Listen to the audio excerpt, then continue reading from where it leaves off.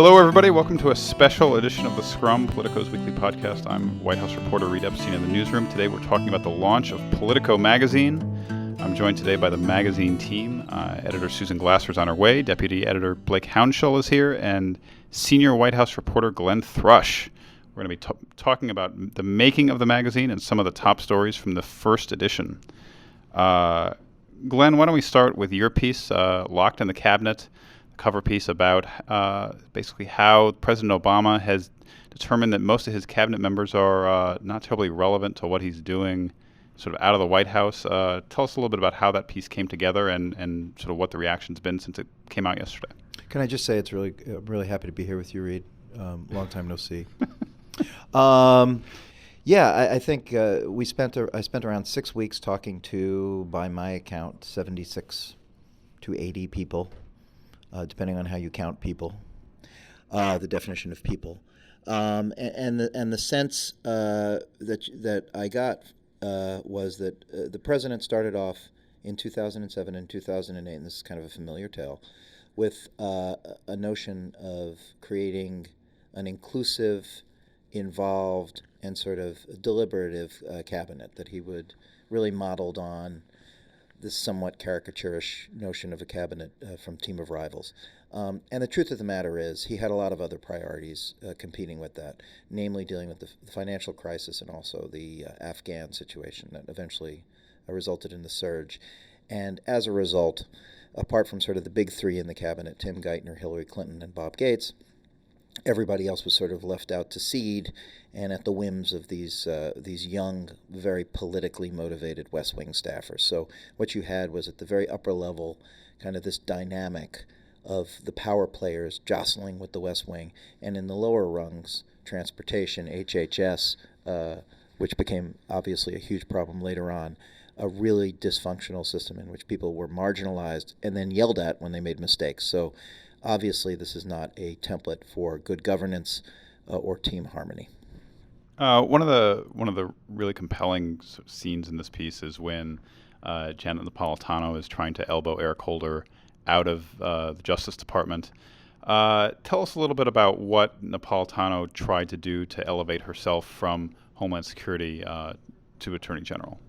Well, Napolitano, I think, is really one of the more interesting members of the cabinet. First of all, she was an enormously competent, considered to be an enormously competent administrator internally in the administration, had a lot of respect for the president and the White House staff. And look, she was one of the few people with any real power who'd ever been elected to anything in the administration. And she really didn't necessarily, as my reporting kind of bore out, didn't necessarily have a great regard for Holder, who was very close to the president and Valerie Jarrett personally, and over the years made it pretty clear to everyone involved that she wanted to be Attorney General. Now, she's been denying this. She was on Jorge Ramos' show on Fusion last night and denied this, but I spoke to numerous people who told me that this was a job that she wanted.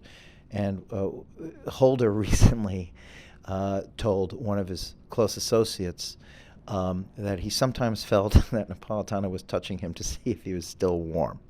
That was the extent to which she really wanted that job.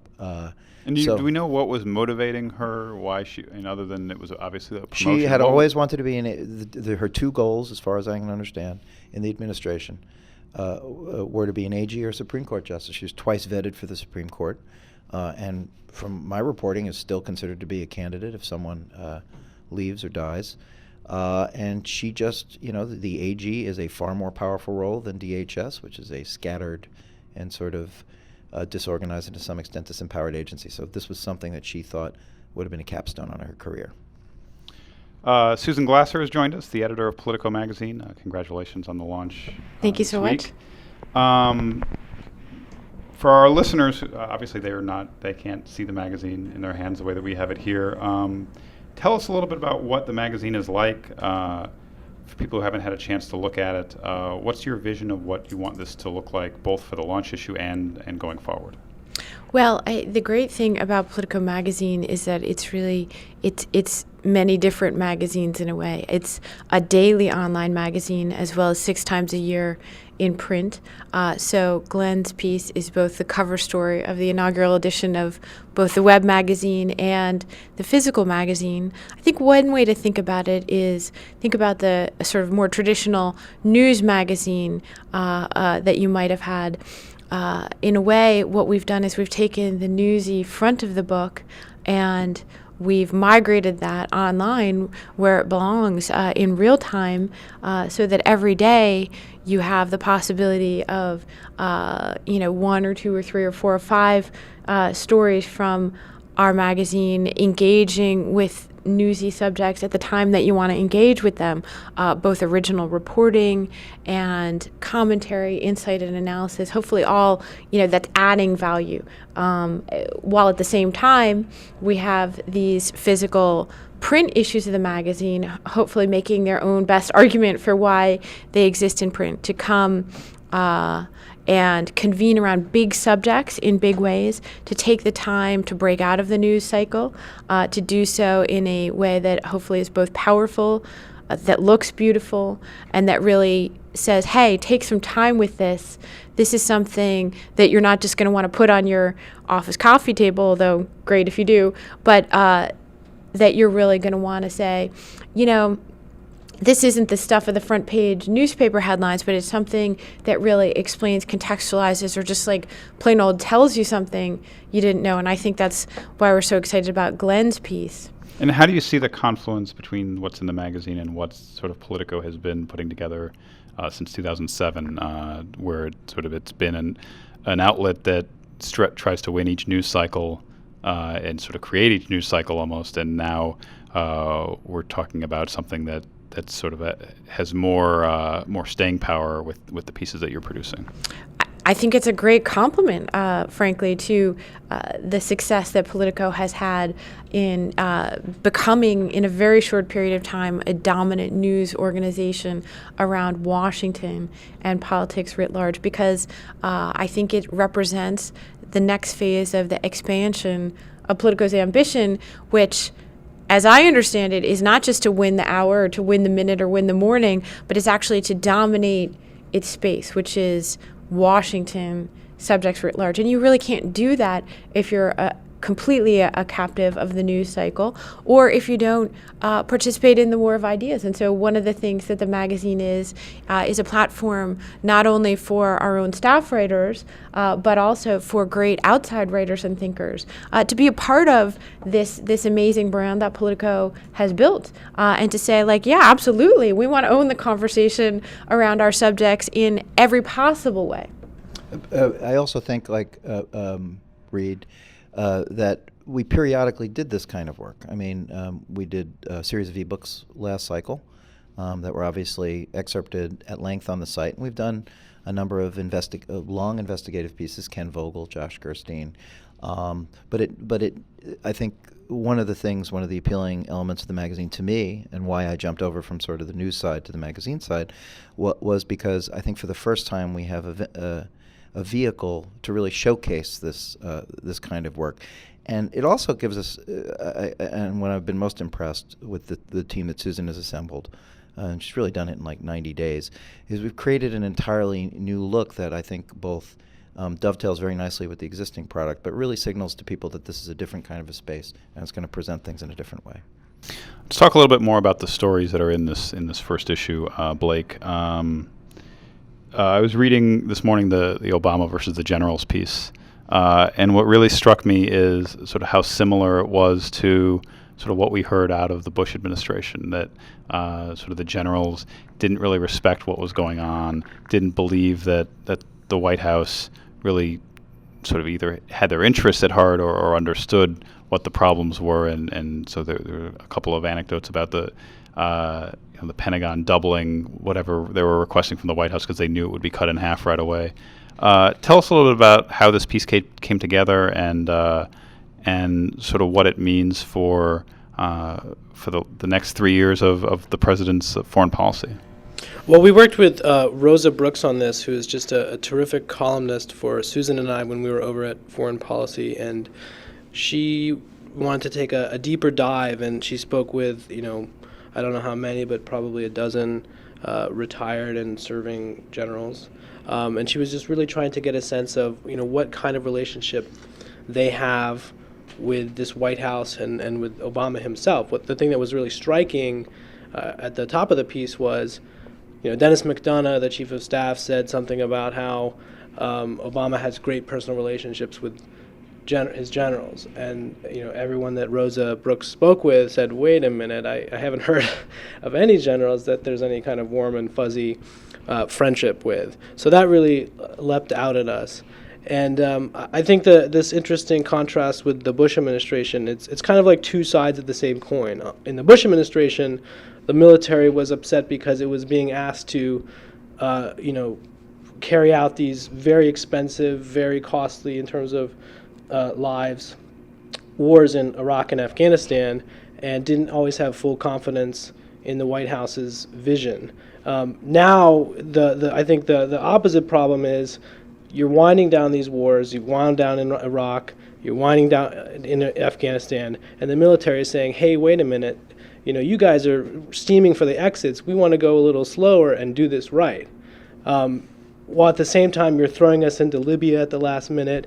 You're throwing us possibly into Syria without a real plan at the last minute. So there's a lot of unhappiness with the way the military is being just kind of treated like this solution, this Swiss Army knife tool for solving all of our problems abroad.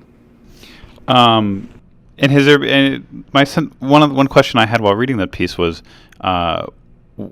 when was the last time that the Pentagon had a functional, sort of useful relationship with the White House, or is sort of the way it's set up sort of designed to have that kind of tension, and is that necessarily a bad thing for the White House and the Pentagon to have sort of angst going back and forth? Well, I think there's always going to be tension between any agency and the White House. What's unique, I think, about the last decade or so since 9/11 is that the military has just been asked to do so much, and so much money has been thrown at it that it's really been treated like this one-stop shop. And the power of the Pentagon, just the budget is enormous. It's over $500 billion. Well over $500 billion. It's the heavyweight on Capitol Hill. What the military wants, it usually gets. But as we're seeing with this whole fight over sequestration, we're in a different time now, and things are really in flux. And so you're going to start to see a lot more cracks in those kinds of relationships. Yeah, but remember, like every unhappy family is unhappy in its own way. And so I think, yes, there's a long history of Pentagon dysfunction.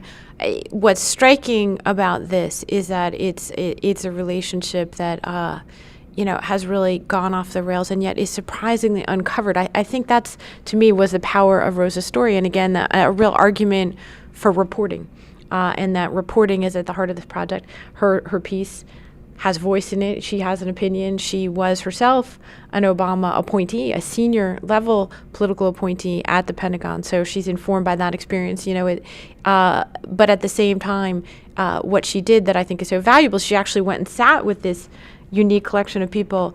And this is a story that's known but not really known. And that's what makes it, I think, an important part of the first issue of the magazine. There's a great scene in that piece where she gets a call when she's working at the Pentagon, and she gets a call from the White House, someone trying to order her to move a drone around Central Asia. That's right. And she had to explain to them that it wasn't something that could be done at the snap of a finger. Well, exactly. And he says, what about civilian control of the military? And she says, yes, but you're the wrong civilian. You're the wrong civilian, yes. And right now we'll take a quick break for programming notes. We'll be right back.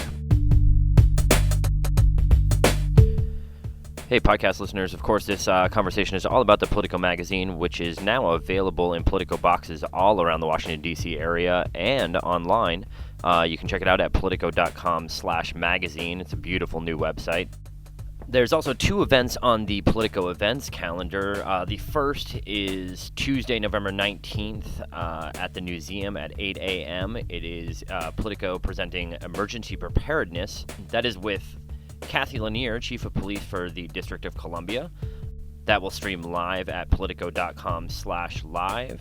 And on Wednesday the 20th at 8 a.m. will be the third event in our Women Rule series, presented by Politico, the Tory Burch Foundation, and Google. For more information on either of these events, check out politico.com/events.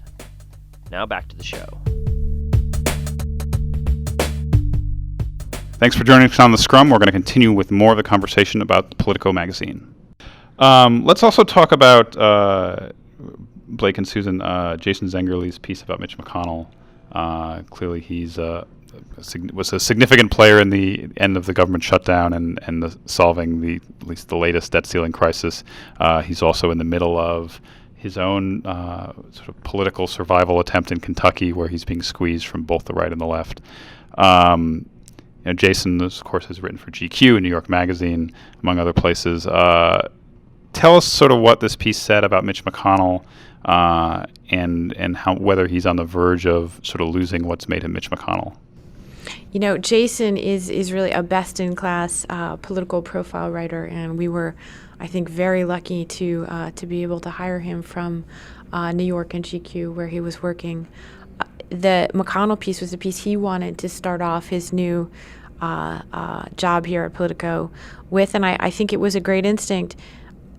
Mitch McConnell is target number one for very different reasons of both the right and the left headed into the 2014 election cycle. And I think that dilemma and what it's meant for him in his role as Senate Minority Leader, in a way, it sort of explains this moment of gridlock and dysfunction that we see on the Hill. And Jason also, he's a great writer, and it really paints a powerful portrait of somebody who is a player, is a character in many, many stories that Politico writes every day, and yet taking the time and having the luxury, as Jason did, to pull back and to really contemplate from a different vantage point, this character in our daily narrative, I think, produced a memorable portrait of, Mitch McConnell.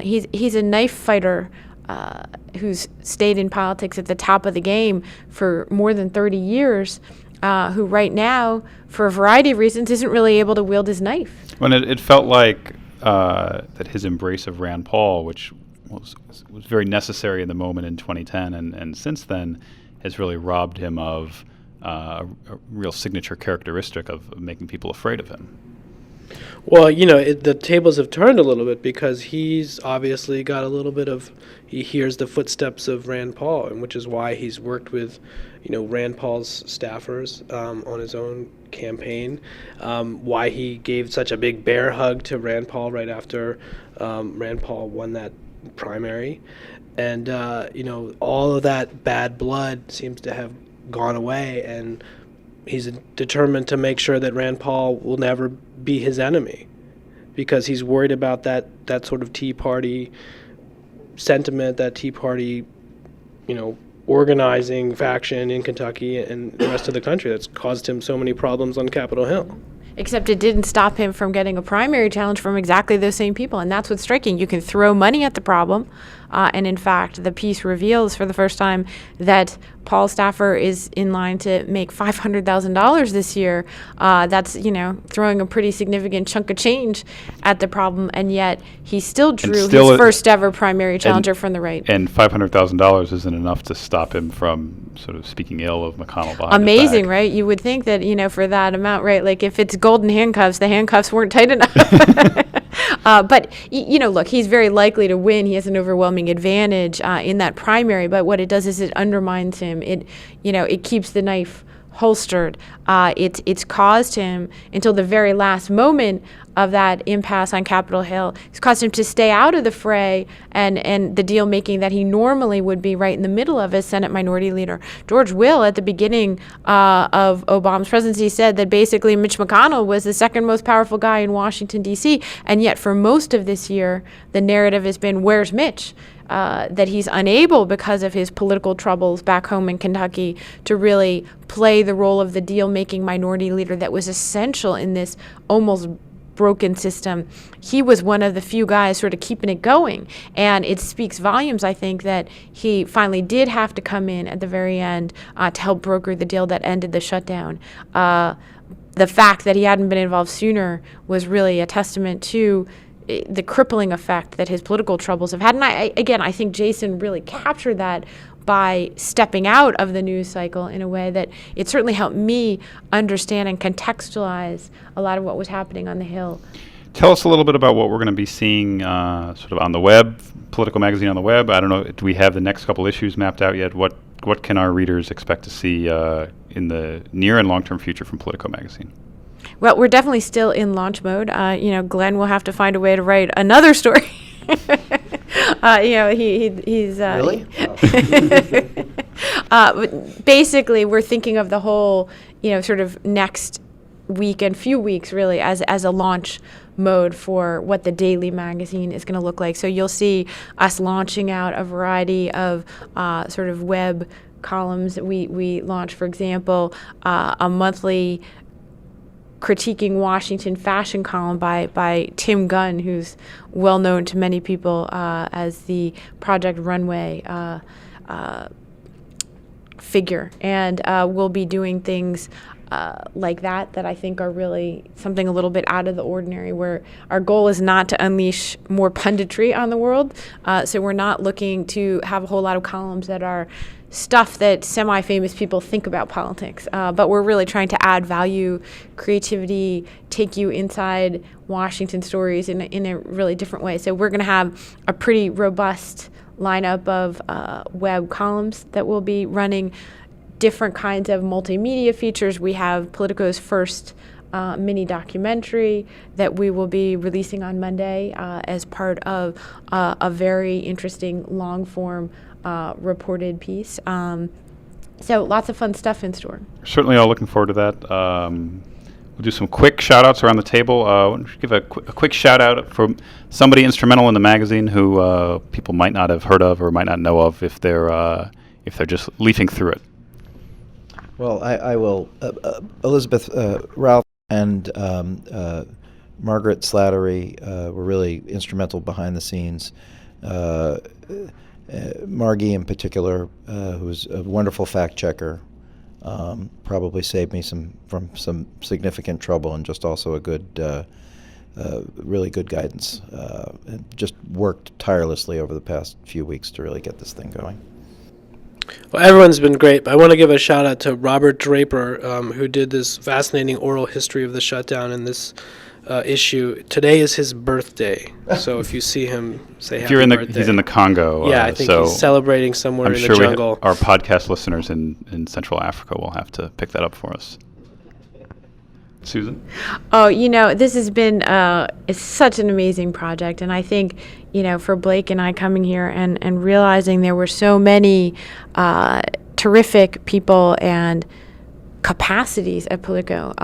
Not only are we also producing, Politico's first documentary because there's a great video team here, but this website was built from scratch. It's Politico's. It's beautiful looking. It's Politico's first responsive design. It means that you can look at it on your iPhone and it will know that you're on your iPhone and have a design just for that, or you can look at it on your big screen monitor and it will reflect that.